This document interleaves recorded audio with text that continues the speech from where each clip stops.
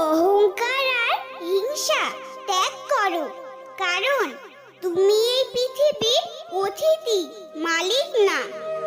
ভগবান যা দিয়েছে সেটা নিয়ে তৃপ্তি থাকার সবসময় চেষ্টা করুন। ভেবে দেখবেন ভগবান আপনাকে যা দিয়েছে সেটুকুই অনেক মানুষ পায়নি।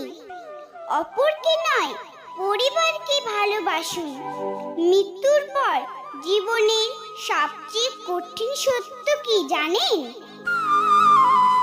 স্ত্রী সাথ দেবে বাড়ির চৌকাঠ পর্যন্ত, সমাজ সাথ দেবে শ্মশান পর্যন্ত, পুত্র সাথ দেবে আপনাকে অগ্নি দান করা পর্যন্ত।